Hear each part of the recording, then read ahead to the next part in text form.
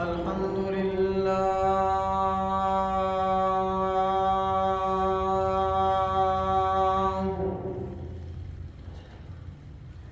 الحمد لله وحده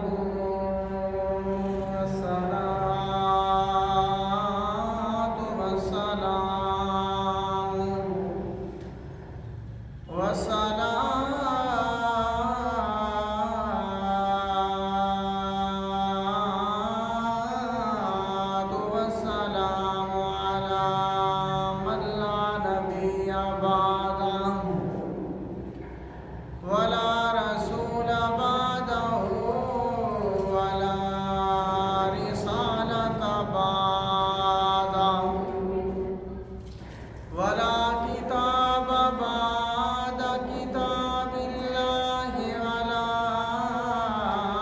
دين بعد دين محمد ولا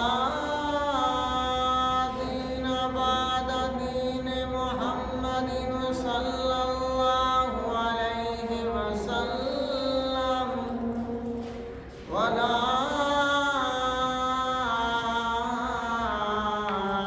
أمة بعد أمة محمد صلى الله عليه وسلم صاحب التاج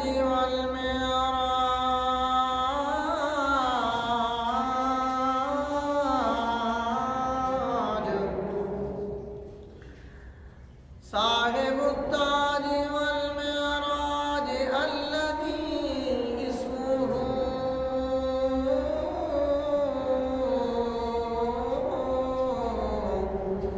مكتوب في الإنجيل والتوراة ناسخ الملل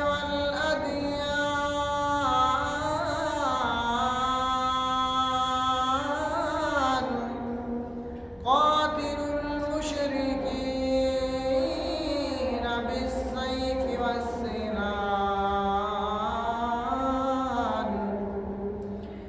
الذي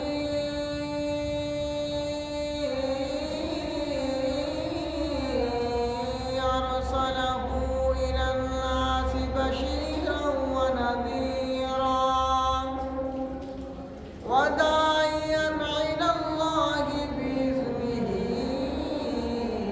وسراجا منيرا صلى الله عليه وعلى آله وأصحابه وأزواجه وأحبابه كثيرا كثيرا أما بعد فأعوذ بالله من الشيطان الرجيم بسم الله الرحمن الرحيم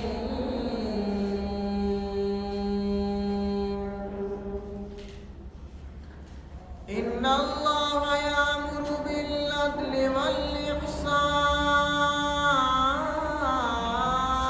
والإحسان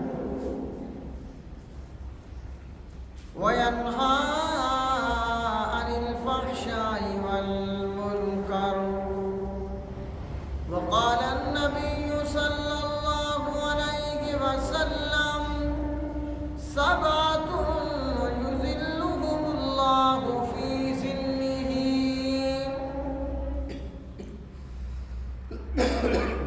يوم لا ظل إلا ظله إمام عادل ورجل شاب نشأ في عبادة الله ورجل ذاكر الله خاليا ففاضت عيناه ورجل قلبه معلق بالمسجد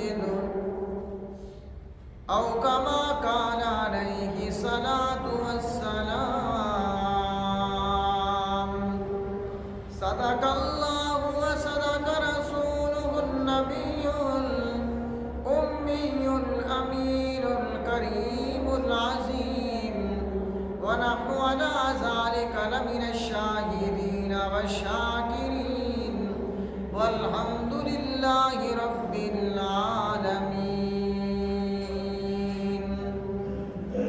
ہمیں پھر دعوت دین الہی عام کرنا ہے.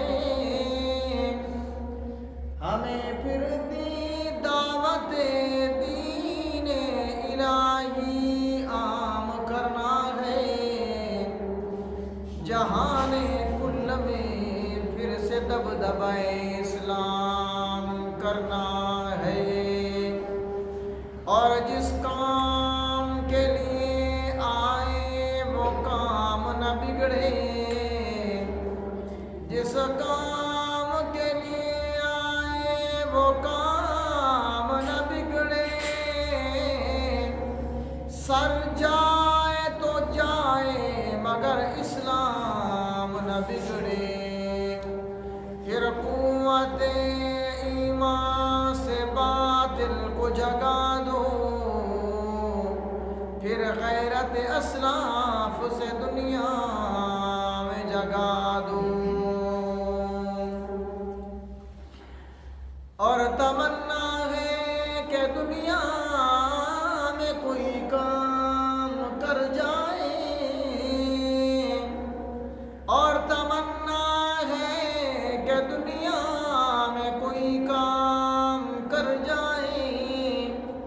اگر کچھ ہو سکے تو خدمت اسلام کر جائیں. جو جان مانگو تو جان دیں گے. جو مال مانگو تو مال دیں گے. مگر یہ ہم سے نہ ہو سکے گا کہ نبی کا جاہو جلال دیں گے. اور گمراہ نہ ملے گا. اور گمراہ نہ ملے گا تمہیں کوئی شیطان سے بدتر. اور ہادی تمہیں کوئی نہ ملے گا. اور ہادی تمہیں کوئی نہ ملے گا قرآن سے بہتر. سبحانک لا علم لنا الا ما علمتنا انک انت العلیم الحکیم. رب اشرح لي صدري ويسر لي امري واحلل عقدة من لساني يفقهوا قولي. تمام حضرات نماز میں درود شریف پڑھ لیں. اللهم صل على محمد وعلى ال محمد كما صليت على ابراهيم وعلى ال ابراهيم انك حميد مجيد. اللهم بارك على محمد وعلى ال محمد كما باركت على ابراهيم وعلى ال ابراهيم انك حميد مجيد.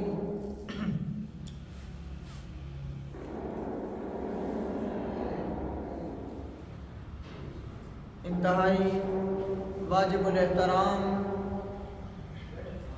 خالی ہے بس گزارا جب تک چلتا ٹھیک. انتہائی واجب الاحترام دوستوں, بزرگوں, بھائیوں, نوجوان ساتھیوں,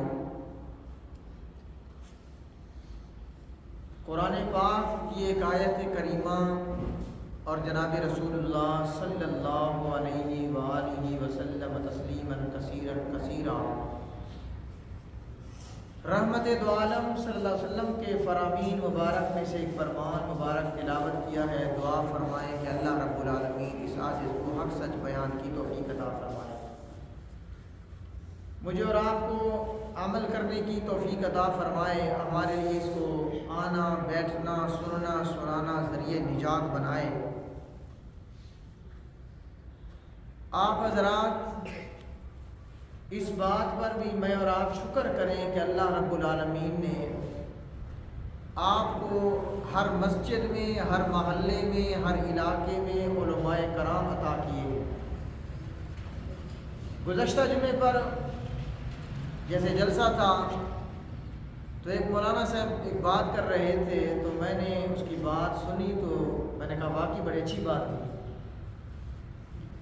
کہ علاقے کا کوئی بندہ بھی آپ کی ایک بکری کو بھی مفت نہیں چرائے گا.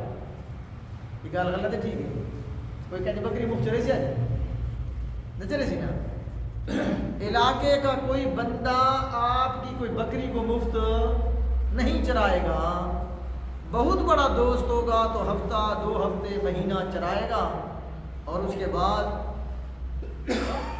لیکن آپ شکر کریں کہ اللہ نے آپ کو ایسے علماء عطا فرمائے ہیں. میں اپنا نہیں کر رہا, میرے سمیت ہر مسجد میں جہاں علماء آپ کو نماز بھی مفت پڑھاتے ہیں, جمعہ مفت پڑھاتے ہیں, تقریر مفت سناتے ہیں, سارا کام مفت کرتے ہیں. تو یہ اللہ کا شکر ہے کہ اللہ نے ہمیں یہ نعمت عطا فرمائی. لیکن ایک بات یاد رکھنا کہ اللہ کا یہ بھی قانون ہے کہ نعمت کی قدر کرو گے تو اللہ اس نعمت کو تمہارے پاس رکھے گا, قدر نہیں کرو گے تو پھر اللہ وہ نعمت چھین لے. اس کی مثال دیکھیں, دنیا میں سب سے بڑی اگر کوئی نعمت ہے تو وہ وجود محمد الرسول اللہ صلی اللہ علیہ وسلم, حضور کا وجود مبارک, میرے نبی کا وجود اقدس, پوری کائنات سے زیادہ نعمت ہے. اللہ پاک نے یہ نعمت پہلے کس کو عطا فرمائی تھی؟ مکہ والوں. کس کو؟ لیکن مکہ والوں نے قدر نہیں کی, ٹھٹے مارے, نماز پڑھتے ہوئے اونٹ کی اوجھری ڈال دی, تانے دیے. اللہ نے نام رکھا محمد, کہو صلی اللہ علیہ وسلم. محمد کا معنی جس کا ساری کائنات تعریف کرے. انہوں نے اس کو بدل کر کہہ دیتے مزمم, نعوذ باللہ, ذلیل انسان, نعوذ باللہ ذالک, نعوذ باللہ. کوئی ساحر کہتا, کوئی جادوگر کہتا. اللہ کی نعمت کی نہ شکری کی تو اللہ نے وہ نعمت ان سے اٹھا کر مدینہ منورہ بنا. آگے مدینے والوں نے استقبال کیا, ہاتھوں پہ اٹھایا, تو پھر اللہ نے کیسی ان کو عزت عطا فرمائی کہ نبی کی زندگی بھی مدینے والوں کے ساتھ, مرنے کے بعد نبی کی موت بھی مدینے میں, نبی کی قبر بھی مدینے. یہ اللہ کا قانون ہے, اصول ہے کہ قدر کرو گے تو بڑھا دے گا نعمت کو, قدر نہیں کرو گے تو اس نعمت کو چھین دے. تو بہرحال وہ ایک علیحدہ بات ہے.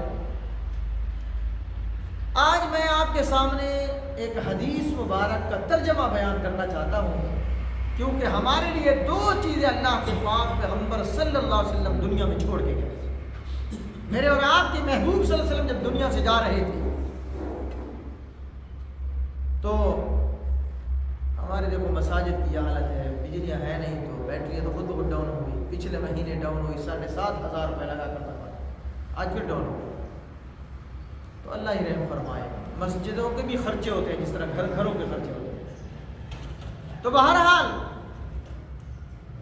جس اللہ کے پیغمبر جب دنیا سے تشریف لے جا رہے تھے تو آپ نے صحابہ کو فرمایا ترکت فیکم امرین, لوگوں میں 2 چیزیں تمہیں دے کے جا رہا ہوں. کتنی؟ 2 چیزیں چھوڑ کے جا رہا ہوں. ما تمسکتم بہما لن تضلوا بعدکم, لوگوں میرے بعد جو ان 2 چیزوں کو مضبوطی سے پکڑے گا کبھی وہ گمراہ نہیں ہوگا. صحابہ نے پوچھا فدا کا ابی و امی یا رسول اللہ صلی اللہ علیہ وسلم, ہمارے ماں باپ آپ پر قربان ہو جائیں اللہ کے رسول, وہ 2 چیزیں کیا ہیں؟ آپ نے فرمایا کتاب اللہ و سنت رسول اللہ, اللہ کی کتاب, نبی کی سنت, نبی کا راستہ, نبی کی حدیث, نبی کا طریقہ. تو اللہ کے نبی نے فرمایا کہ قیامت کے دن جب ہر طرف گرمی کا عالم ہوگا اور یہ عالم ہوگا کہ سورج سوا نیزے برابر ہوگا, کوئی سایہ نہیں ہوگا, کوئی چھت نہیں ملے گی, کوئی درخت نہیں ہوگا, کچھ بھی نہیں ہوگا, تو فرمایا 7 قسم کے لوگ اللہ کے عرش کے سائے تلے اس دنیا میں آرام فرما رہے ہیں. ہر بندے کو گرمی میں سائے کی ضرورت ہوتی ہے کہ نہیں ہوتی؟ بندہ چاہتا ہے کوئی درخت کے نیچے کھڑا ہو جاؤں, کسی چھت کے نیچے چلا جاؤں, کسی پنکھے کے نیچے چلا جاؤں, کوئی سایہ حاصل کرو. فرمایا کوئی سایہ نہیں ملے گا, لا اللہ, کوئی سایہ نہیں ہوگا سوائے اللہ کے عرش کے سائے کے سوا. تو فرمایا وہاں 7 قسم کے آدمی ایسے ہوں گے جو اللہ کے عرش کے سائے میں ہوں گے. سب سے پہلا آدمی کون ہوگا؟ فرمایا امام عادل. کون؟ میرے آقا نے فرمایا وہ شخص اللہ کے عرش کے سائے کے نیچے ہوگا جو مسلمانوں کا ایسا بادشاہ اور حکمران ہوگا جو مسلمانوں پر عدل و انصاف کرے. یہاں تو غریب کے لیے انصاف ہے, امیر کے لیے نہیں ہے. یہاں تو قانون غریب کے لیے ہے, امیر کے لیے کوئی قانون نہیں. یہاں غریب اگر ایک چڑیا کو مار ڈالے تو پھانسی چڑھ جاتا ہے، اور غریب اگر امیر آدمی اگر انسانوں کو بھی قتل عام کر دے تو کوئی پوچھنے والا نہیں.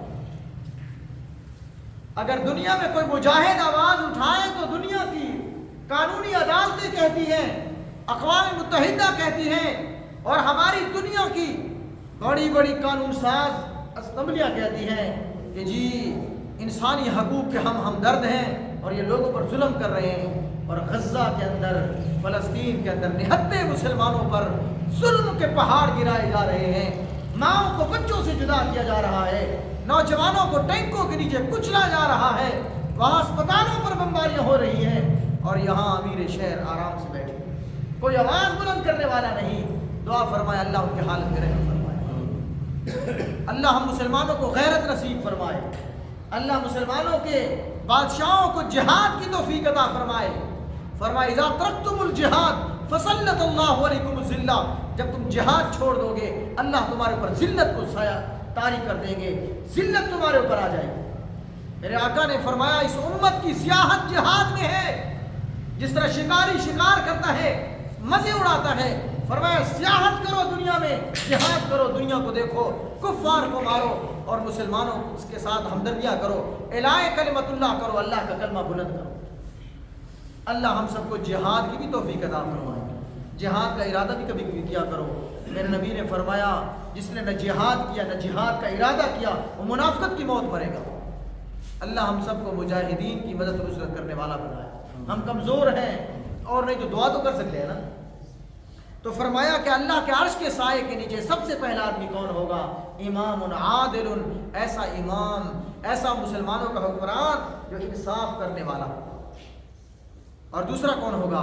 وَرَجُلٌ شَابٌ نَشَأَ فِي عِبَادَةِ اللَّهِ، ایسا نوجوان آدمی جس نے جوانی اللہ کے راستے میں خرچ کی ہوگی. آپ کہیں گے بوڑھے کا کیوں نہیں کہا؟ بھئی بڑھاپے میں تو گرگزادہ میں شود پرہیزگار، در جوانی شوبہ کردن، در جوانی توبہ کردن شیبہ پیغمبری. شیخ سعدی رحمۃ اللہ علیہ اللہ والے گزرے، بزرگ گزرے ہیں، انہوں نے فرمایا در جوانی توبہ کردن شیبہ پیغمبری، وقت پیری گرگزادہ میں شود پرہیزگار. فرمایا کہ جوانی کے اندر توبہ کرنا یہ نبیوں کا شیوا ہے. کس کا شیوا ہے؟ جب انسان کے اندر حسن ہو، جوانی ہو، اور جوانی شباب ہو، سب کچھ اس کے پاس ہو، طاقت ہو، جیب میں پیسہ ہو، لٹرم پٹرم ہو، ہلا گلا ہو، اور سب کچھ اس کے پاس حسن و جمال ہو، طاقت ہو، گناہ کرنے کے سارے آلات موجود ہوں، لڑکیاں اس کے پیچھے گھومتی ہوں، ایسے حالات میں وہ کہے اتق اللہ، مجھے تو اللہ کا ڈر چاہیے، اللہ کا لیے ڈرتے ہو. تب تو فرمایا فرشتے اس کے قدموں کے نیچے پر بچھائیں. بندہ بوڑھا ہو جائے اور ہاتھ اس کے کانپتے ہوئے ہو، ناک سے غلاظت گر رہی ہو، منہ سے پانی گرتا ہو، جیب میں 1 روپیہ بھی نہ ہو، اور پھر خود اٹھنے بیٹھنے پہ ہلاک ہو، اور یہ کہے گا او ہو میں تو بڑا بزرگ بن گیا. اب تیری کیا کمال ہے؟ اب تیرے ساتھ لگتا کون ہے کہ تو بزرگ بن گیا؟ اب میری کمال کیا ہے؟ کمال تو اس جو جوان کی ہے کہ جس کے پاس سب کچھ تھا، جوانی تھی، اور اس نے اللہ کے ڈر کی خاطر فرمایا کسی مسلمان کی ماں بہن بیٹی کی طرف نگاہ بھی اٹھا کر نہیں دیکھی تھی. ایسا نوجوان آدمی فرمایا کل قیامت کے دن اللہ کے عرش کے سائے کے نیچے ہوگا. ایسا آدمی کل قیامت کے دن اللہ کے عرش کے سائے کے نیچے ہوگا کہ جوانی کے اندر اللہ کی عبادت کرتا ہو. جوانی میں عبادت کرنا اللہ کو بہت زیادہ محبوب ہے. اس لیے تو فرمایا کہ جب کل قیامت کے دن قبر سے ہر بندہ اٹھے گا تو پہلے 5 سوالوں کا جواب دینا پڑے گا. وَعَنْ عُمْرِهِ فِيمَا أَفْنَاهُ، عمر کو کہاں گزارا تھا؟ اس عمر کو اللہ کے راستے میں لگایا تھا یا دنیا کمانے میں لگایا تھا؟ اس عمر کے کہاں خرچ کیا تھا؟ وَعَنْ عُمْرِهِ فِيمَا أَفْنَاهُ وَعَنْ شَبَابِهِ فِيمَا أَبْلَاهُ. پھر فرمایا سوال ہوگا جوانی کہاں گزاری. اب سوال یہ ہوتا ہے کہ جب اللہ پاک نے پوچھ لیا کہ عمر کو کہاں گزارا، عمر میں بچپن آ گیا، جوانی آ گئی، لڑکپن آ گیا، بڑھاپا آ گیا، سب کچھ آ گیا، لیکن اللہ نے جوانی کو علیحدہ کیوں پوچھا؟ فرمایا جوانی شباب لاجواب ہوتا ہے. جوانی ایک انسان کی زندگی کا ایک خاص حصہ ہوتا ہے. جوانی میں تو آدمی کی کسی کے اوپر فرمایا وہ نظر نہیں پڑتی، انسان کو انسان تک نہیں سمجھتا، کہتا ہے سب کچھ میں ہوں. جوانی ایک انسان کی خاص حصہ ہوتا ہے. اس جوانی میں تو سب کچھ ہوتا ہے. بڑھاپے میں تو پھر انسان خود ہی اولاد کے سہارے پہ جیتا ہے، گھر والوں کے سہارے پہ جیتا ہے۔ فرمایا خود نہ کمانے کے قابل، نہ کہیں چلنے پھرنے کے قابل، نہ اس کا حسن و جمال رہا، نہ اس کے پاس پیسہ رہا، نہ کوئی ہنر رہا، نہ تعلیم رہی۔ نوکری تھی تو ملازمت سے اگلوں نے ریٹائر کر دیا، اور اگر مسجد میں آیا تو لوگ تنگ، بوڑھے نے کیا تنگ کیا ہوا ہے۔ گھر میں جاتے تو گھر والے کہتے ہیں چلو بیٹھک پہ چلے جاؤ، مسجد چلے جاؤ، تھوکے ڈالتے ہو یہاں پر، گھر والے تنگ، بہر والے تنگ، سارے تنگ۔ اور جوانی تو وہ ہوتی ہے کہ ہر بندہ اس کے نزدیک لگنا چاہتا ہے، اس کے حسن و جمال سے فائدہ اٹھانا چاہتا ہے، اس کے کمال سے فائدہ اٹھاتا ہے، پیسے سے فائدہ اٹھاتا ہے۔ اس لیے فرمایا جوانی کے بارے میں علیحدہ سوال ہوگا کہ جوانی کہاں گزاری تھی، اللہ کو راضی کرنے میں گزاری تھی کہ اللہ کو ناراض کرنے میں گزاری تھی۔ ایک بادشاہ وقت تھے، اور اس بادشاہ وقت نے ایک نوجوان لڑکی کو جو ہے نا اپنے قبضے میں لینا چاہا، گناہ کرنے کا ارادہ کیا۔ جب نوجوان لڑکی پر مکمل کنٹرول کر لیا اور کمروں کو بند کر دیا، دروازے بند کر دیے، کوئی بھی ایسا یعنی کہ اس کی رکاوٹ نہیں تھی، معذوری نہیں تھی، مجبوری نہیں تھی کہ گناہ نہ کرے، تو نوجوان لڑکی نے صرف اتنا کہا اتق اللہ، اللہ سے ڈر جاؤ۔ کس سے ڈر جاؤ؟ اللہ سے ڈر جاؤ۔ تو محض اللہ کے ڈر کی وجہ سے اس نے چھوڑ دیا۔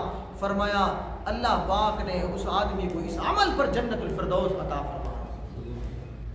ایک بادشاہ وقت تھے، بیوی سے محبت تھی، اور بیوی سے ایسے باتیں کرتے کرتے یہاں تک ایک دن بات کر ڈالی۔ رات کو بیٹھے تھے، آپس میں گفتگو کر رہے تھے۔ کہا کہ اگر میں جنتی نہ ہوں تو تجھے طلاق، اگر میں جنتی نہ ہوں۔ اب بیوی وہ بھی پڑھی لکھی تھی، سمجھدار تھی، اس نے فوراً پردہ کر دیا، ہو سکتا ہے میں تجھ سے طلاق ہو گئی ہوں، پہلے علماء سے مسئلہ پوچھیں گے۔ آج تو ہماری حالت یہ ہے نا، ہر بندہ خود مولوی ہے، خود عالم ہے، خود مفتی ہے۔